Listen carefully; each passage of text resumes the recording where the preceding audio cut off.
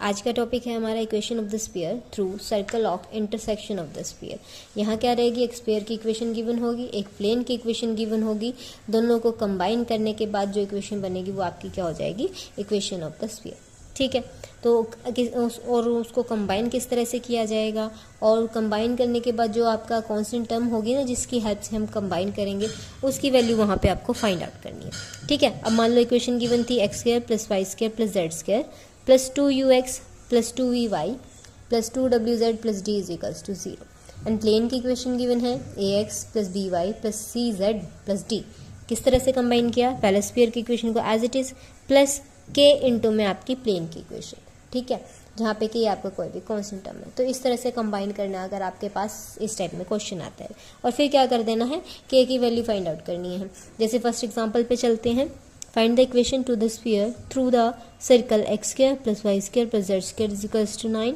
ये होगी आपकी सर्कल या स्फीयर की equation. 2x plus 3y plus 4z is equals to 5, ये हो गया प्लेन की इक्वेशन। ठीक है, दोनों को मर्ज करेंगे इस तरह से और फिर क्या कर देंगे, उसमें 1 2 3 जो ये कोऑर्डिनेट्स हैं इनकी वैल्यू सब्स्टिट्यूट करके वहाँ से k की वैल्यू फाइंड आउट करेंगे। ठीक है, क्या किया, x square plus y square plus z square minus 9 को इधर ले आए। सिमिलरली प्लेन वाली इक्वेशन के साथ 2x plus 3y plus 4z 5 को इधर ले आए, माइनस 5 हो गया फर्स्ट इक्वेशन। सेकंड, दोनों को कंबाइन कर दिया with the help of constant k। तो x square plus y square plus z square minus 9 plus k into में 2x plus 3y plus 4z minus 5 is equals to 0। अब क्या करना है, जो इक्वेशन है वो किस पॉइंट को सेटिस्फाई कर रही है, यहाँ पे 1 2 3 को, तो इसमें सब्स्टिट्यूट कर देंगे इन वैल्यूज़ को। यहाँ हो गया x की वैल्यू यानी 1 है, y की वैल्यू 2 है, z की वैल्यू 3 है यानी 1 का स्क्वायर हो गया यहाँ। नेक्स्ट में 2 का स्क्वायर, फिर 3 का स्क्वायर, माइनस 9 था, प्लस में k 2 इंटू एक्स 1 था, 3 इंटू वाई यानी 2, 4 इंटू 3 यानी 12, माइनस में 5। इनको सॉल्व करने के बाद 9 से 9 कैंसिल, यहाँ हो गया 5,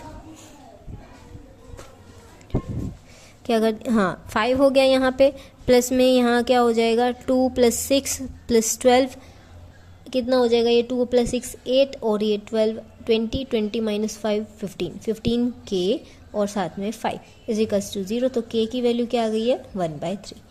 अब मेन मोटिव था k की वैल्यू, अब k की वैल्यू को कहाँ सब्स्टिट्यूट करना है, जहाँ हमने इन दोनों इक्वेशंस को मर्ज किया था।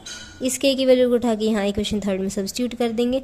लास्ट में जो इक्वेशन बनेगी आपके पास वो इक्वेशन क्या हो जाएगी, आपकी स्फीयर की इक्वेशन। तो सब्स्टिट्यूट करने के बाद आपके पास इक्वेशन आ गया 3 into x square plus y square plus z square minus 2x minus 3y minus 4z minus 22 is equals to 0।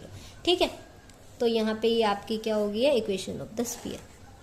Next क्या है, find the equation of the sphere through the circle x square plus y square plus z square is equals to 1, 2x plus 4y plus 5z is equals to 6 and touching the plane z is equals to 0।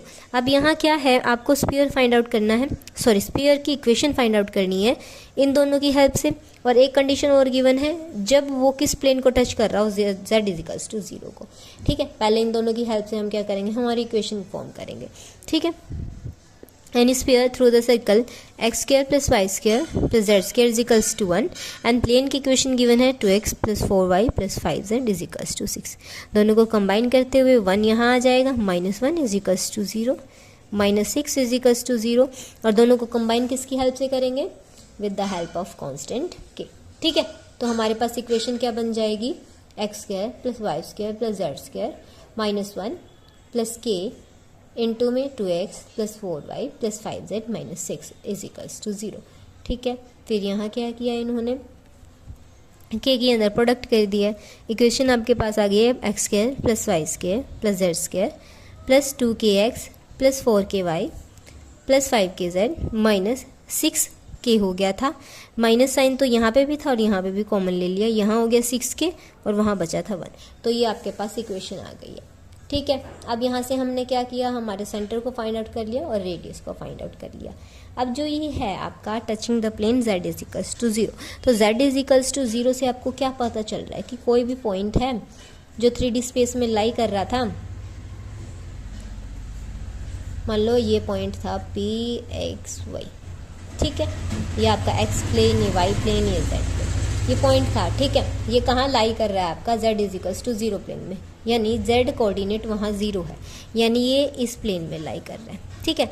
तो इस point की help से हमने क्या किया, perpendicular draw कर दिया, draw down कर दिया, ठीक है। तो यहाँ पे क्या रहा, ये परपेंडिकुलर किस प्लेन में आया, अगर मैं इसको यहाँ तक भी अरेंज कर देती हूँ, ये परपेंडिकुलर मैंने जो 3D पॉइंट था, इसको परपेंडिकुलर को जब मैंने ड्रॉप डाउन किया तो ये किस प्लेन में लाई किया, x और y प्लेन में ही लाई किया। अब मान लो ये किसी पॉइंट Q पे जा रहा है, यहाँ हो गया x, यहाँ हो गया y, बट z तो क्या है, 0। अगर मैं इन दोनों के बीच का डिस्टेंस निकालूं तो डिस्टेंस कैसे निकालते हैं, x माइनस इन दोनों कोऑर्डिनेट्स का सब्ट्रैक्शन का स्क्वायर, इन दोनों का हो जाएगा, है ना, y माइनस वाई, यहाँ हो जाएगा z माइनस 0 का स्क्वायर, अंडर रूट में जाती है सारी वैल्यू, ये 0, ये नेक्स्ट टर्म भी 0, यहाँ हो गया z square, but under root में था तो वैल्यू आ गई आपकी z, ठीक है। यानी डिस्टेंस आपका क्या आ गया है, z आ गया है। तो अब इन्होंने क्या बोला है, हमने रेडियस फाइंड आउट कर ली थी, since 1 is touching to the plane z is equals to 0, अगर z इज इक्वल्स टू 0 को टच कर रहा है तो जो परपेंडिकुलर डिस्टेंस होगा सेंटर से फ्रॉम द प्लेन, सेंटर का प्लेन से जो डिस्टेंस होगा वो किसके इक्वल होगा, रेडियस के इक्वल। और ये परपेंडिकुलर डिस्टेंस हमने यहाँ फाइंड आउट कर लिया है, वो कितना आया है, z की वैल्यू क्या थी, हमने अभी सेंटर में फाइंड आउट की है, क्या है, -5k/2। ये किस तरह से किया हमने, मैं एक बार और डिफाइन कर देती हूँ। मान लो हमने कोई भी पॉइंट कंसीडर कर रखा था, P था, 3D पॉइंट था, ठीक है, किस प्लेन में लाई कर रहा है, ये तो 3D पॉइंट है, तीनों एक्सिस को लेके चल रहा है, बट क्या बोला इन्होंने, z is equals to 0 plane में लाई कर रहा है। तो अगर मैं इस पे परपेंडिकुलर ड्रॉ कर रही हूँ, वो किसी पॉइंट पे बाइसेक्ट कर रहा है, तो उसके कोऑर्डिनेट्स x y प्लेन के हैं, तो उनकी तो वैल्यू कुछ होगी, बट z क्या रहेगा, 0। अब इन दोनों के बीच का डिस्टेंस किसके इक्वल आ रहा है, z के इक्वल आ रहा है, ठीक है। अगर प्लेन टच का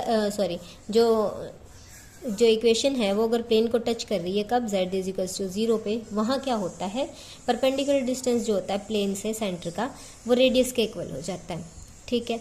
अब परपेंडिकुलर डिस्टेंस क्या आया, z कोऑर्डिनेट आया, रेडियस हमने ऊपर फाइंड आउट कर ली थी सेंटर की हेल्प से।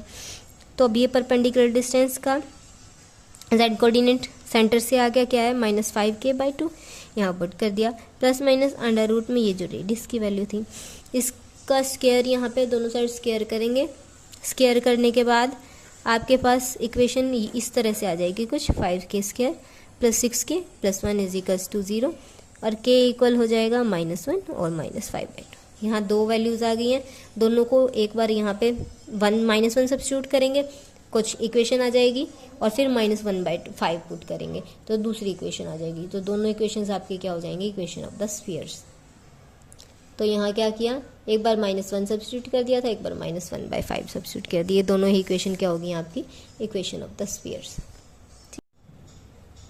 Next example, obtain the equation of the sphere having the circle x² + y² + z² + 7y - 2z + 2 = 0, and ये वही प्लेन की इक्वेशन।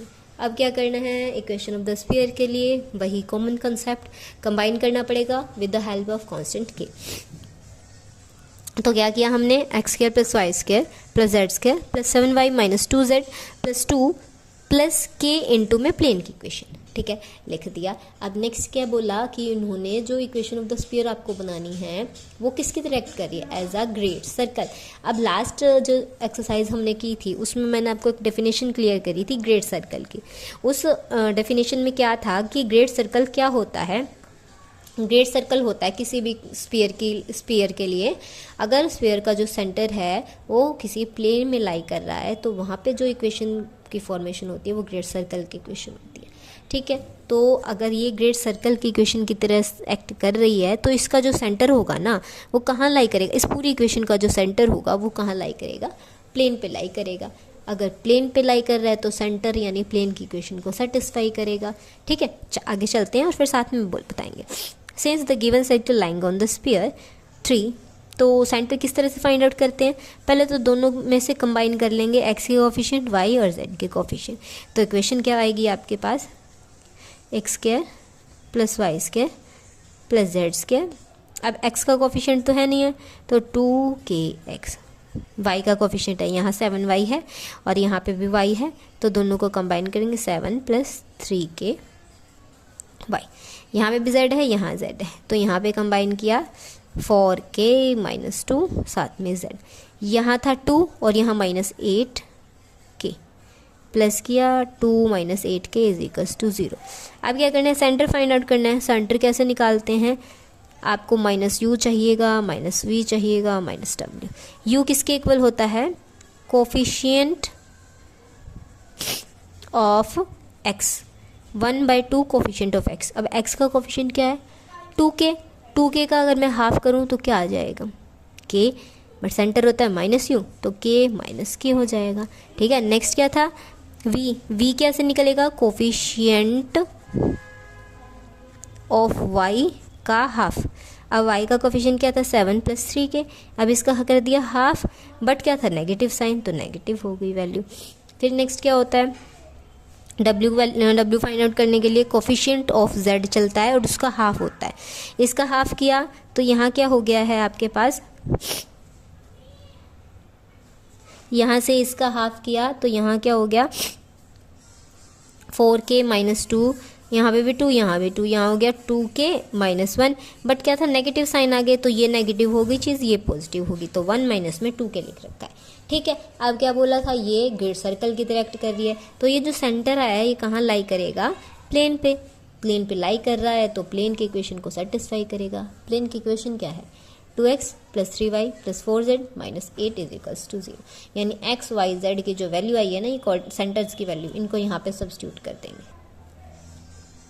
तो यहाँ पे सब्स्टिट्यूट करने के बाद मल्टीप्लाई कर दी इन पॉइंट्स की। यहाँ क्या हो गया, -2k - 21/2 - 9k/2 + 4 - 8k - 8 = 0।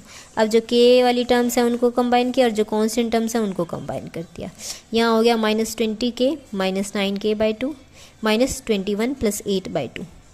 यहाँ हो गया -29, यहाँ हो गया था +29। यहाँ माइनस साइन था इसलिए उधर जाके पॉजिटिव बन गई वैल्यू। 29/2 से 29/2 कैंसिल, k की वैल्यू आ गई है -1। अब इस k की वैल्यू को आपको कहाँ सब्स्टिट्यूट करना है, जो आपने इक्वेशन बनाई थी ना, जो स्फीयर की इक्वेशन और प्लेन की इक्वेशन को मर्ज करके बनाई थी, वहाँ k की वैल्यू सब्स्टिट्यूट करेंगे और फिर जो इक्वेशन आएगी वो आपकी इक्वेशन क्या हो जाएगी, स्फीयर की। ठीक है, अब नेक्स्ट एग्जाम्पल क्या है आपका, prove that the plane x + 2y - z = 4 cuts the sphere x² + y² + z² - x + z - 2 = 0 in a circle of radius unity। अब क्या करना है यहाँ पे आपको, वही पहले तो मेन काम, जो स्फीयर की इक्वेशन होगी उससे आपको क्या करना है, पहले तो यहाँ आपको दिखाने की जो सर्कल की जो रेडियस है ना वो यूनिटी आएगी। अब इससे जो पीछे वाली इक्वेशन एक्सरसाइज थी ना, उसमें हम क्या कर रहे थे, सर्कल की इक्वेशन फाइंड आउट कर, सर्कल की इक्वेशन बना के और उसकी ना रेडियस और सेंटर्स निकाल रहे थे। अब यहाँ पे पहले वो काम करना है और रेडियस को क्या दिखाना है, 1 दिखाना है, तो वही पीछे वाला काम करेंगे। रेडियस को 1 दिखाने के लिए आपके पास क्या होना चाहिए, जो सर्कल की रेडियस है वो स्मॉल r से रिप्रेजेंट होती है, किसकी इक्वल, कैपिटल R² माइनस में p²। ये होती है रेडियस ऑफ द स्फीयर, ये होता है आपका परपेंडिकुलर डिस्टेंस सेंटर का, कहाँ से, प्लेन से। ठीक है, पहले रेडियस ऑफ द स्फीयर निकालेंगे, कैसे निकलेगी, सेंटर की हेल्प से। तो इस इक्वेशन से पहले हम सेंटर फाइंड आउट करेंगे, यानी -u - v - w find out करेंगे। फिर इनकी हेल्प से हम क्या फाइंड आउट करेंगे, रेडियस यानी कैपिटल R की value. Then perpendicular distance find out करेंगे। परपेंडिकुलर डिस्टेंस निकालने का वही फॉर्मूला, प्लेन के जो कोऑर्डिनेट्स हैं और जो सेंटर आएगा उन दोनों के प्रोडक्ट डिवाइडेड बाय में प्लेन के कोफिशिएंट्स का स्क्वायर का सम का अंडर रूट।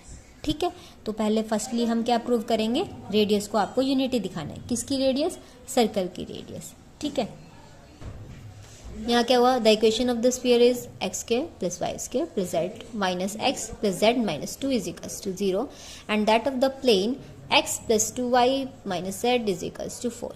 ठीक है, अब क्या है, centre of the sphere find out करना है। कैसे निकलेगा, u = होता है half of coefficient of x, v होता है कोफिशिएंट ऑफ y का हाफ, w होता है कोफिशिएंट ऑफ z का हाफ। ठीक है, अब u का कोफिशिएंट सॉरी u की वैल्यू कोफिशिएंट ऑफ x क्या है -1, तो -1/2 आ गया। ठीक है, नेक्स्ट क्या है, y है ही नहीं है तो ये हो गया 0, z क्या है 1 तो यहाँ पे हो गया 1/2। अब सेंटर क्या होता है, -u -v -w, तो ये माइनस था प्लस हो गया। नेक्स्ट 0 था, ये क्या था प्लस था तो माइनस हो गया। अब सेंटर तो आ गया, सेंटर निकालने के बाद क्या, रेडियस, रेडियस का फॉर्मूला क्या होता है। अब इस सेंटर की हेल्प से हम क्या फाइंड आउट करेंगे, हमारी रेडियस, रेडियस का फॉर्मूला होता है u² + v² + w² माइनस में d, और ये सारी चीज़ जाती है अंडर रूट में। ठीक है, u की भी वैल्यू हमारे पास है, v की भी है और w की भी है, और d की जो इससे कंपेयर करके d की वैल्यू क्या आ गई है -2। ठीक है, तो सारी वैल्यूज़ को सब्स्टिट्यूट करेंगे तो हमारे पास रेडियस आ गई है, ये रेडियस आई है स्फीयर की। ठीक है, हमें फाइंड आउट किसकी करनी है, सर्कल की।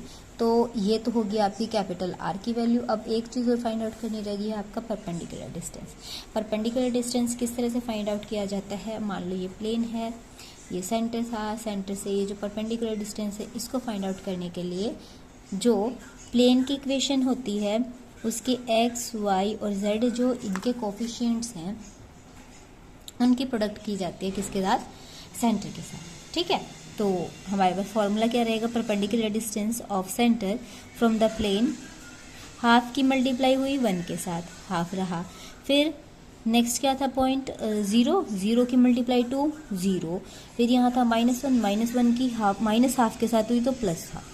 ठीक है, साथ में था -4 अंडर रूट में आते हैं जो प्लेन के x, y, z के कोफिशिएंट्स होते हैं उनका स्क्वायर, तो 1 का स्क्वायर, फिर 2 का स्क्वायर 4, फिर -1 का स्क्वायर 1 हो गया। तो ऊपर वाला सॉल्व करने के बाद आ गया है -3 और नीचे आ गया अंडर रूट में 6। ठीक है, अब ये वैल्यू हमेशा पॉजिटिव कंसीडर की जाएगी न्यूमेरिकली, क्योंकि हम न्यूमेरिकल वैल्यू लेके चल रहे हैं और डिस्टेंस है, डिस्टेंस कभी भी नेगेटिव हो नहीं सकता। ठीक है, तो p की वैल्यू ये आ गई है, r ये आ गया आपका।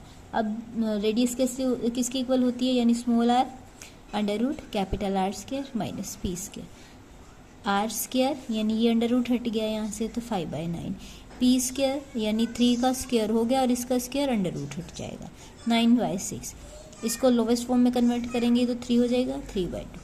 डिनोमिनेटर सेम है तो 5 - 3 यानी 2, तो 2/2 अंडर रूट में रहेगा, अंडर रूट में से फिर बाहर आएगी जब वैल्यू को कैंसिल करके वो क्या हो जाएगा 1। तो रेडियस ऑफ द सर्कल हमारे पास क्या आ जाएगी, so radius of the circle आपके पास क्या हो गई है 1। ठीक है, तो इतना हमने स्टेटमेंट जो रीड की थी वो इतना प्रूफ था उसका। उससे आगे क्या है स्टेटमेंट में आपको given, and find the equation of the sphere which lies this circle for one of its grades. जो लास्ट एग्जाम्पल में किया था ना हमने, इससे पीछे वाले एग्जाम्पल में वही करना है। स्फीयर की इक्वेशन लिखेंगे कंबाइन, और आपको ये दिखाना है कि वो जो है ना उनमें से एक सर्कल जो है वो ग्रेड सर्कल है। ठीक है, ग्रेड सर्कल के लिए क्या है, जो हम स्फीयर की इक्वेशन बनाएंगे प्लेन के साथ कंबाइन करके, उसके जो सेंटर्स आएंगे ना वो सेंटर कहाँ लाई कर रहे होंगे, प्लेन पे लाई कर रहे होंगे। वहाँ से k की वैल्यू फाइंड आउट करेंगे और वो कंबाइंड इक्वेशन में सब्स्टिट्यूट कर देंगे। जो रिक्वायर्ड इक्वेशन होगी वही हमारी क्या हो जाएगी, इक्वेशन ऑफ द स्फीयर।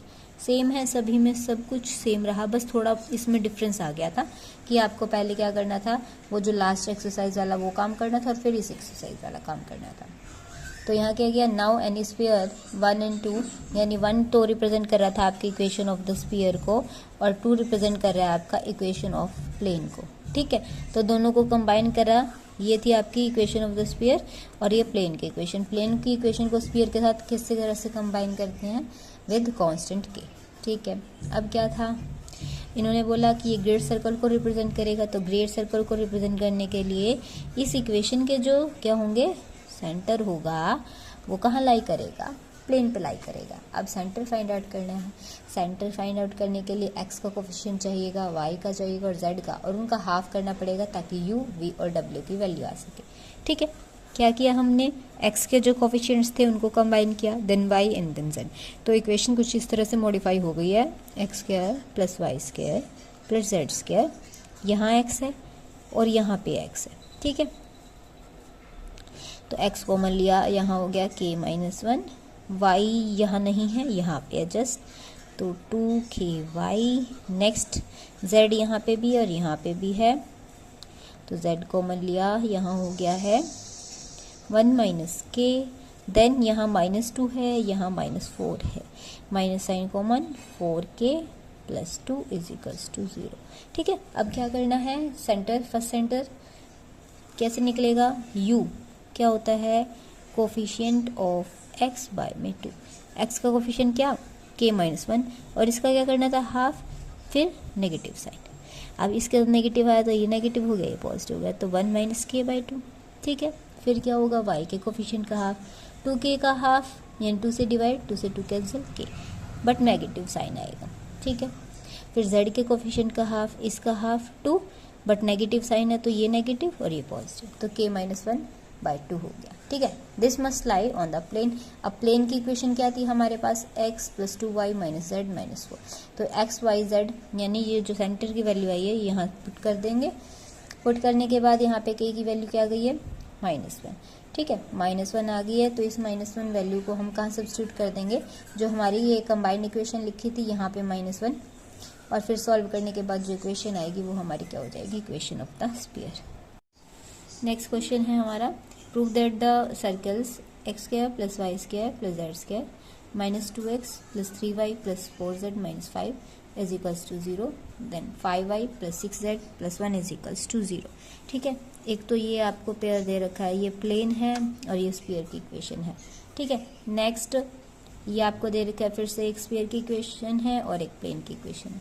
अब ये दोनों इक्वेशन जो दे रखी हैं वो क्या बोला इन्होंने, लाई on the same sphere, same sphere पे लाई करेंगे, और फिर अगर लाई कर रहे हैं तो उनके लिए एक इक्वेशन आपको फाइंड आउट करनी है। ठीक है,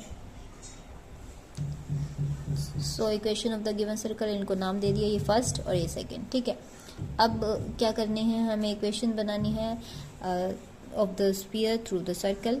तो किस तरह से लिखी जाएगी इक्वेशन, ये तो हो गया आगे वाली फर्स्ट स्फीयर का पार्ट, सेकंड हो गया के साथ प्लेन वाली इक्वेशन। ठीक है, इसको मॉडिफाई करके हमने थर्ड नाम दे दिया, देन इस पे काम करेंगे, इस पी की इक्वेशन प्लस में के इंटू में प्लेन की इक्वेशन आ जाएगी। ठीक है, के यहाँ के ऑलरेडी यूज़ कर चुके थे तो इसकी प्लेस पे हमने यहाँ यूज़ कर दिया k1, ये थर्ड होगी, ये फोर्थ। अब क्या बोला कि इन्होंने ये जो इक्वेशन है ना सेम स्पेयर पे लाई कर रही हैं, तो कब पॉसिबल है ऐसा, तो इन्होंने बताया कि ये पॉसिबल कब होगा, जब k की और k1 की वैल्यू ऐसे सब्स्टिट्यूट करें, दोनों स्फीयर की वैल्यूज मतलब दोनों इक्वेशंस जो है ना वो सेम हो जाए। ऐसी k और k1 की वैल्यूज़ के लिए दोनों वैल्यू, जब दोनों इक्वेशंस आपकी क्या हो जाएंगी, सेम हो जाएंगी, तो वो सेम स्फीयर में लाई कर जाएंगे। ठीक है, तो हमने यहाँ क्या किया, इन दोनों के ही इक्वेशंस के x का कोफिशिएंट, y के कोफिशिएंट को और z के कोफिशिएंट को और कांस्टेंट टर्म को यहाँ से क्या किया, कंपेयर किया, ताकि हम क्या निकाल सकें, k और k1 की वैल्यू निकाल सकें। ठीक है, यहाँ से x का कोफिशिएंट क्या बन जाएगा, x यहाँ तो है नहीं है, तो यहाँ सिर्फ रहा -2x, यहाँ से y का कोफिशिएंट यहाँ 3 था, यहाँ 5k हो गया। ठीक है, फिर z का कोफिशिएंट यहाँ पे भी और यहाँ पे भी z कॉमन लिया, यहाँ बच गया 4, यहाँ हो गया 6k, कांस्टेंट टर्म यहाँ -5, यहाँ है +k इज इक्वल्स टू 0।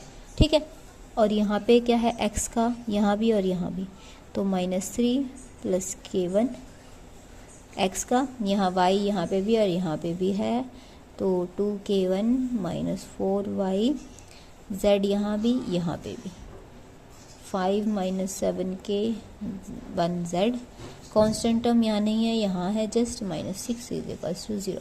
अब कंपेयर किया, यहाँ का x का कोफिशिएंट यहाँ के से, -2 इज इक्वल्स टू -3k + 1। ठीक है, y वाले को y वाले से कंपेयर किया, क्या आ गया, 3 + 5k is equals to -4 + 2k1। Next z वाले को कंपेयर किया, 6k is equals to 5 - 7k1। Last constant terms को कंपेयर कर दिया, -5 + 6k इज इक्वल्स टू -6। यहाँ से सॉल्व करके आपके पास k1 की वैल्यू आ जाएगी 1, यहाँ से सॉल्व करके k की वैल्यू आ गई है -1, तो k1 की -1 और k की -1, k1 की 1, ये वैल्यूज़ इनको भी सेटिस्फाई कर रही हैं, आप फाइंड आउट करके देख सकते हो। मेन मोटिव क्या था, k और k1 की वैल्यू फाइंड आउट करना है, वो हमने कर लिया। अब क्या करना है, इनको हमें सब्स्टिट्यूट करना है इनकी इक्वेशंस में, -1 एक में इसमें सब्स्टिट्यूट कर देंगे, यहाँ पे +1 सब्स्टिट्यूट कर, सॉरी k1 की वैल्यू क्या आई है 1, तो उसको यहाँ पे पुट करेंगे। k की वैल्यू आई है -1, उसको थर्ड इक्वेशन में सब्स्टिट्यूट करेंगे। सॉल्व करने के बाद इक्वेशंस आ रही हैं हमारी x² + y² + z² -2x -2y -2z -6 = 0। जब k = 1 सब्स्टिट्यूट किया तो हमारे पास आ गया है x² + y² + z² -2x -2y -2z -6 = 0। यानी दोनों ही केसेस में वैल्यू आपके पास क्या आ रही है, जो स्फीयर की इक्वेशन आ रही है वो सेम आ रही है। ठीक है, तो ये क्या रिप्रेजेंट कर रहा है, hence the equation of the sphere on which both circle lie is this. ठीक है, तो ये इक्वेशन है जिसपे वो दोनों स्फीयर्स आपके क्या कर रहे हैं, लाई कर रहे हैं।